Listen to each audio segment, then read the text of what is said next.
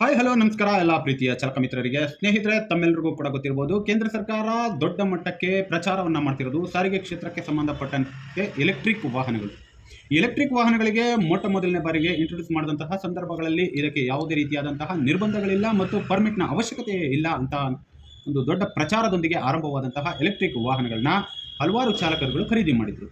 ತದನಂತರದಲ್ಲಿ ಇನ್ಶೂರೆನ್ಸ್ ಸಂಬಂಧಪಟ್ಟಂತೆ ಅದರಲ್ಲೂ ರಾಜ್ಯ ಸರ್ಕಾರದಲ್ಲಿ ಒಂದು ಲೆಕ್ಕಾಚಾರ ಇರಬೇಕು. ಸಾರ್ವಜನಿಕರ ವಲಯಕ್ಕೆ ಬರುವಂತಹ ವಾಹನಗಳ ಕೌಂಟಿಂಗ್ ಇಲ್ಲ ಅಂತಂದರೆ ಅದನ್ನು ಹೇಗೆ ನಿರ್ಣಯವನ್ನು ಮಾಡ್ತಕ್ಕಂಥದ್ದು ಹೇಗೆ. ಹಾಗಾಗಿ ಈ ಹಿಂದೆ ಇದ್ದಂತಹ ಸಾರಿಗೆ ಸಚಿವರಾದಂತಹ ರಾಮಲಿಂಗಾರೆಡ್ಡಿ ಅವರ ಜೊತೆಯಲ್ಲಿ ಹಲವಾರು ಸಂಘಟನೆಗಳು, ಅದರಲ್ಲೂ ಕರ್ನಾಟಕ ರಾಜ್ಯ ಖಾಸಗಿ ಸಾರಿಗೆ ಸಂಘಟನೆಗಳ ಒಕ್ಕೂಟದ ಜೊತೆಯಲ್ಲಿ ಮಾತುಕತೆಯನ್ನು ಮಾಡಿ ಎಲೆಕ್ಟ್ರಿಕ್ ವಾಹನಗಳಿಗೂ ಕೂಡ ಪರ್ಮಿಟನ್ನು ಕಡ್ಡಾಯಗೊಳಿಸಿ ಆದೇಶವನ್ನು ಹೊರಡಿಸಿರೋದು ತಮ್ಮೆಲ್ಲರಿಗೂ ಕೂಡ ಗೊತ್ತಿರುವಂತಹ ವಿಚಾರ. ಆದರೆ ಆದೇಶವೇನೋ ಹೊರಡಿತು, ಆದರೆ ಸಾರಿಗೆ ಇಲಾಖೆ ತೆಗೆದುಕೊಂಡ ಕ್ರಮಗಳೇನು ಅಂತಕ್ಕಂಥದ್ದನ್ನು ಯಾರಾದರೂ ಸೂಕ್ಷ್ಮವಾಗಿ ಗಮನಿಸಿದಿರಾ? ಇಲ್ಲ. ಸಾರಿಗೆ ಇಲಾಖೆಯಲ್ಲಿ ಇರ್ತಕ್ಕಂತಹ ಎಮ್ಮೆ ಚರ್ಮದ ಅಧಿಕಾರಿಗಳು ಯಾವ ರೀತಿಯಾಗಿದ್ದಾರೆ ಅಂದರೆ, ಸರ್ಕಾರ ಸಂಬಳ ಕೊಡೋದು ಇವನಿಗೆ ಸುಮ್ಮನೆ ಕೂತ್ಕೊಂಡು ತಿಂದು ಎದ್ದೋಗೋದಕ್ಕೆ ಅನ್ನುವಷ್ಟು ಮಟ್ಟಕ್ಕೆ ಬೇಜವಾಬ್ದಾರಿಯುತವಾದಂತಹ ಸಾರಿಗೆ ಇಲಾಖೆಯ ಅಧಿಕಾರಿಗಳನ್ನು ತಾವು ಗಮನಿಸ್ತಾ ಇರ್ಬೋದು.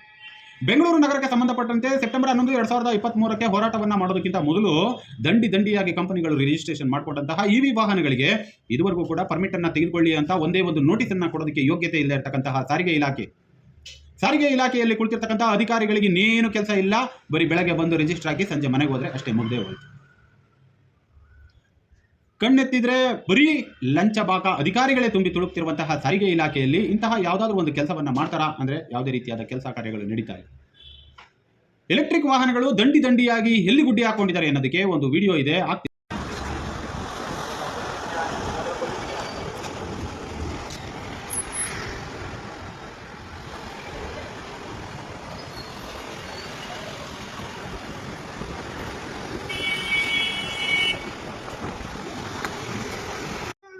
ನೋಡಿದ್ರಲ್ಲ, ಇದು ಒಂದು ಸಂಸ್ಥೆ ನೂರಾರು ವಾಹನಗಳನ್ನ ಒಂದು ಖಾಲಿ ಜಾಗದಲ್ಲಿ ಹಾಕೊಂಡು ಕೂತ್ಕೊಳ್ಳುತ್ತೆ ಅಂತಂದ್ರೆ ಈ ವಾಹನಗಳಿಗೆಲ್ಲವಕ್ಕೂ ಕೂಡ ಪರ್ಮಿಟ್ ಬೇಕು. ಪರ್ಮಿಟ್ ಇಲ್ಲದೆ ರಸ್ತೆಯಲ್ಲಿ ಓಡಾಡ್ತಿರುವಂತಹ ವಾಹನಗಳನ್ನ ತಪಾಸಣೆಗೆ ಒಳಪಡಿಸಬೇಕಾದಂತ ಸಾರಿಗೆ ಇಲಾಖೆ ಏನ್ ಮಾಡ್ತಾ ಇದೆ ಅಂತಂದ್ರೆ ಜಾಣ ಕುರುಡುತನ ಮತ್ತು ನಿದ್ರೆಯಲ್ಲಿ ಸಂಪೂರ್ಣವಾಗಿ ಮಲಕೊಂಡಿದೆ.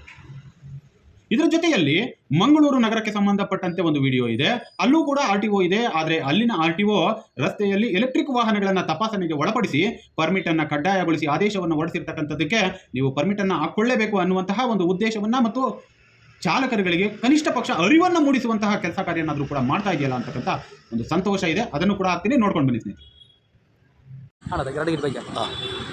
ಯೂತ್ ಚಾಲಕ ಮಾಲಕರಿಗೆ ನಮಸ್ತೆ. RTO ಫುಲ್ ಚೆಕಿಂಗ್ ಮಾಡ್ತಾ ಇದ್ದಾರೆ.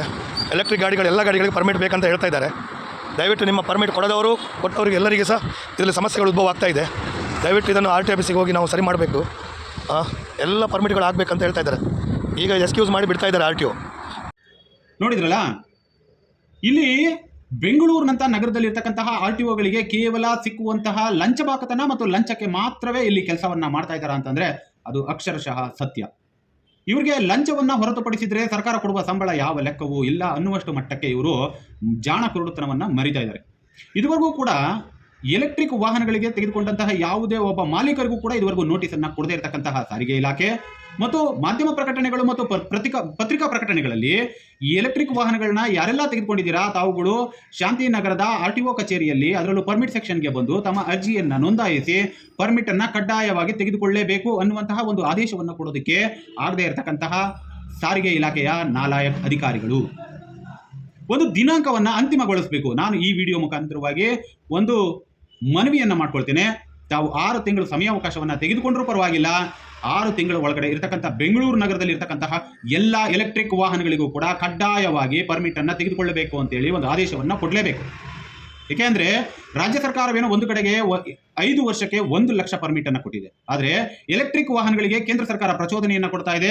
ಒಂದು ಭಾಗದಲ್ಲಿ ಅತಿ ಹೆಚ್ಚಿನ ಎಲೆಕ್ಟ್ರಿಕ್ ವಾಹನಗಳು ಕೂಡ ರಿಜಿಸ್ಟ್ರೇಷನ್ ಆಗ್ತಾ ಇದೆ. ಇವನ್ನು ಕೂಡ ತಗೊಂಡು ಬಂದು ಸಾರ್ವಜನಿಕರ ಸೇವೆಗೆ ಬಿಡ್ತಾ ಇದ್ದೀರಾ. ಬೆಂಗಳೂರು ನಗರದಲ್ಲಿ ನೋಡಿದ್ರೆ ಕಂಟ್ರೋಲ್ ಇಲ್ಲದೆ ಇರೋಷ್ಟು ಟ್ರಾಫಿಕ್ ಆಗ್ತಾ ಇದೆ. ಏನ್ ಮಾಡ್ತಾ ಇದ್ದೀರಾ ತಾವುಗಳು?